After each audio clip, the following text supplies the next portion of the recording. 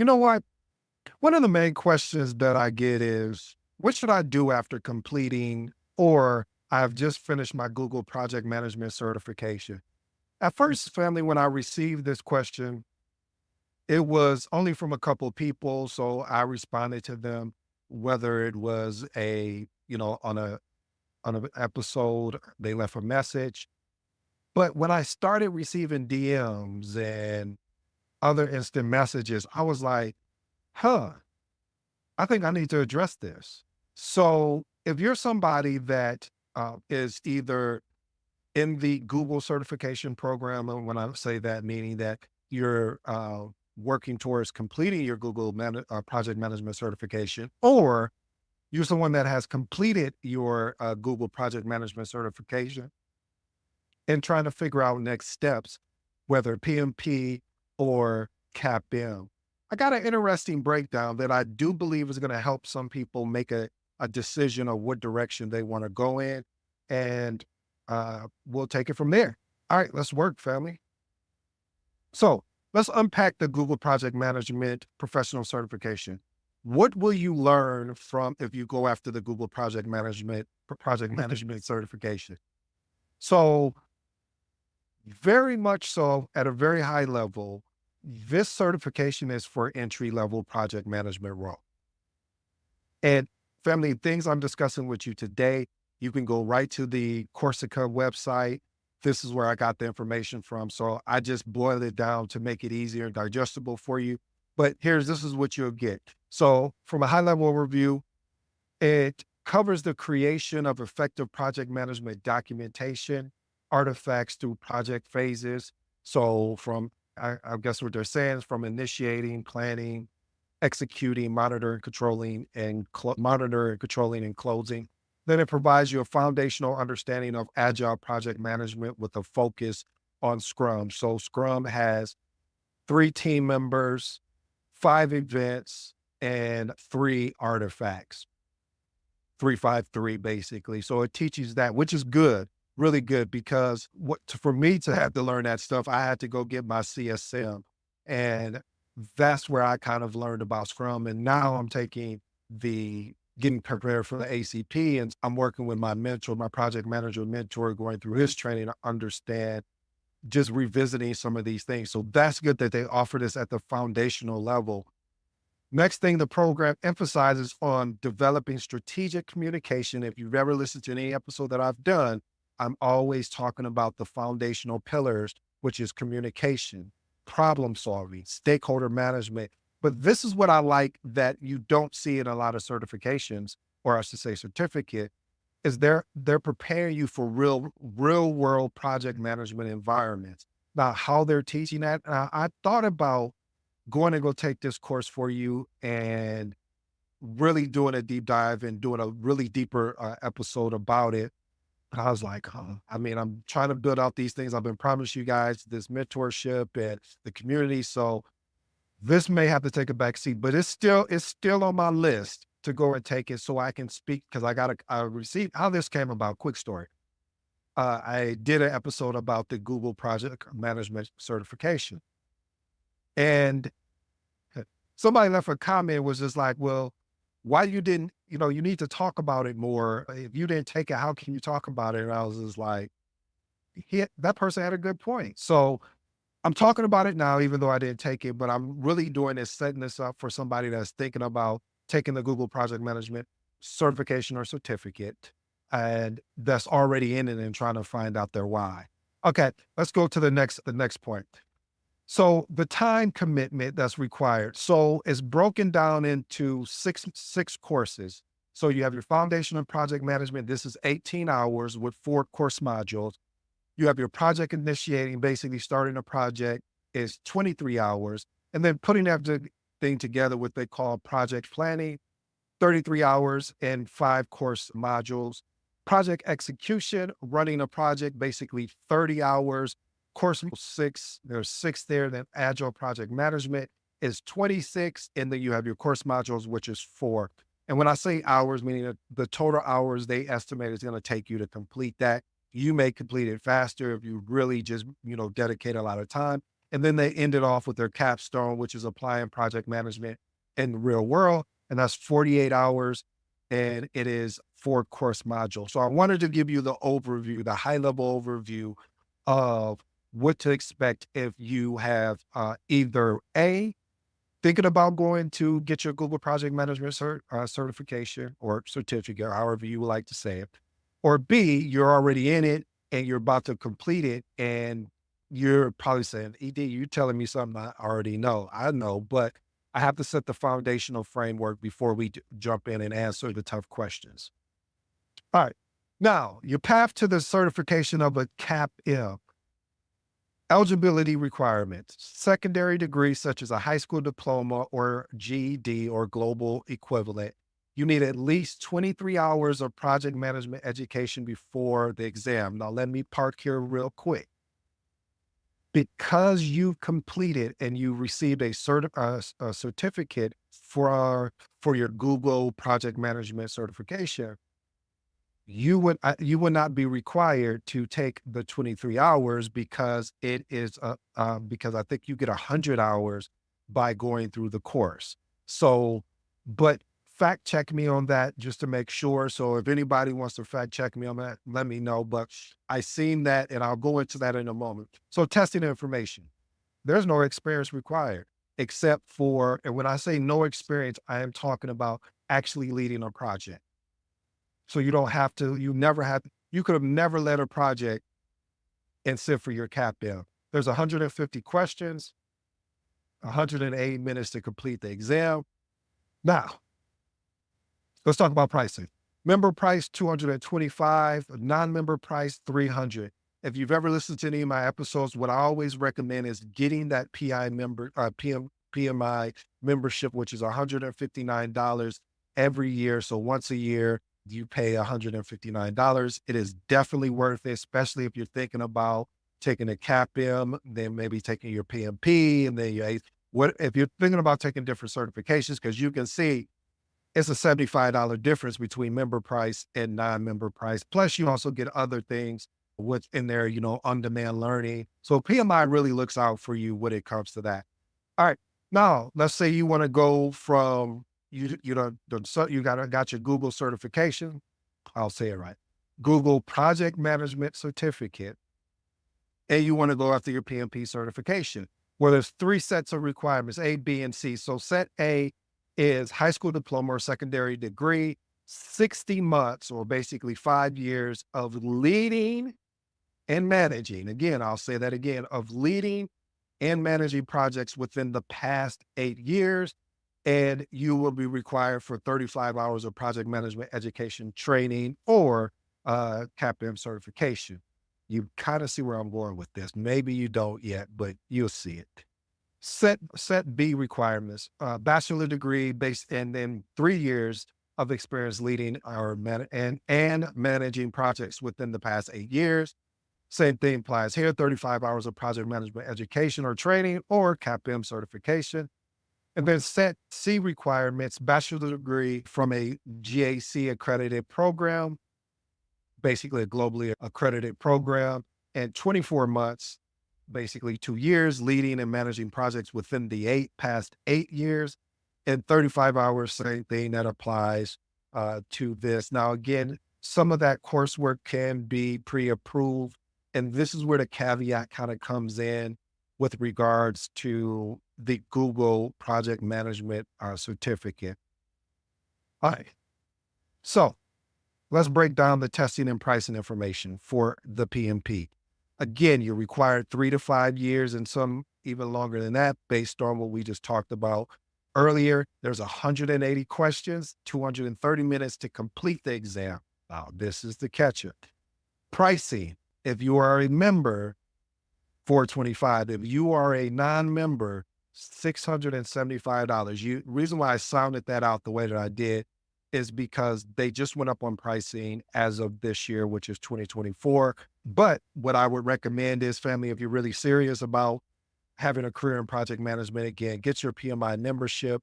It would basically pay for itself because there's a cost difference. I think I had that before. So again, look at getting your PMI membership. Now, let's get to what you're all here for. What exam should I take, PMP or CAPM? I'm going to be upfront and straight and honest with you. No chasers. No, I'm not going to sugarcoat it or anything. If you do not meet the PMP requirements, then I would definitely recommend that you take the CAPM. What I've seen a lot of is that people will go and get their Google PM certification and think that they can get their PMP right away. But if you haven't met the PMP requirements, which is again, let's go back and look at that. If you haven't met either requirement A, B, or C, then you will not be able to sit to take your PMP exam. Your application will get kicked back if you don't meet some of these minimums. And where I see a lot of people have challenges at is when it comes to the second part here, where it says, let's look at set A requirements, 5 years of experience leading and managing projects. Set B, 3 years of experience of leading and managing projects, or set C, 24 months or basically 2 years of leading and managing projects within the past 8 years. That's the challenge that I see, because most of the time people have their high school diploma, but it's just that 5 years of having to say, well, you have to be, you legitimately have to be leading projects within 5 years, and they can't be parallel. What does that mean? That means if you have project A and project B running at the same time, that counts as 1 year. It doesn't count as separate years. It counts as 1 year. Okay. Now let's get back to, again, what you guys came for. The Google PM certification is a beginner level type thing.